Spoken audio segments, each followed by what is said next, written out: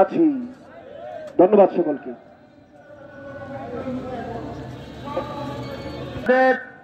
আন্দোলনের সাথে আমাদের এই মানববন্ধনের সাথে একাত্মতা পোষণ করেছেন সিএসসি ডিপার্টমেন্টের জোরাল আহ্বান জানাচ্ছি।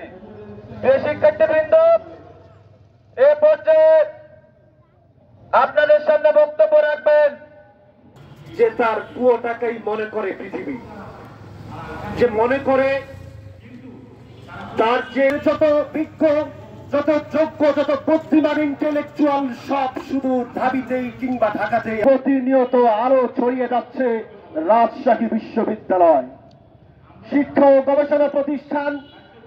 রাজশাহী বিশ্ববিদ্যালয় 1228তম অবস্থানে রয়েছে সমূহ অবদান। অতএব বিশ্ববিদ্যালয় মঞ্জুরি কমিশনের মতো হাস্যকর এবং এর চেয়ে বড় নিন্দা এবং অমানবিক আর কিছু হতে পারে না।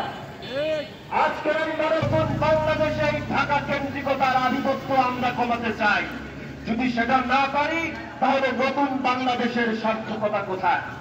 রাজশাহী বিশ্ববিদ্যালয়ের অবস্থান রয়েছে দ্বিতীয়তম, অথচ এর নিয়ন্ত্রক সদস্য আমরা 1953 সালে যেভাবে গর্জে ওঠে এই উত্তরবঙ্গে একটি বিশ্ববিদ্যালয় প্রতিষ্ঠা করেছি। এই চ্যালেঞ্জগুলো বা বৈষম্যগুলো নিরসন করা গেলে রাজশাহী বিশ্ববিদ্যালয়ের মেধার যে স্বাক্ষর, এটি অনন্য মাত্রায় পৌঁছে দেওয়া সম্ভব। প্রিয় শিক্ষার্থীবৃন্দ, বাংলাদেশের প্রেক্ষাপটে পিএসসি এবং ইউজিসি দুটি গুরুত্বপূর্ণ প্রতিষ্ঠান।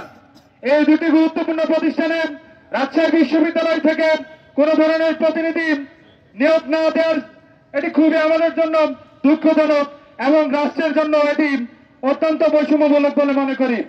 রাজশাহী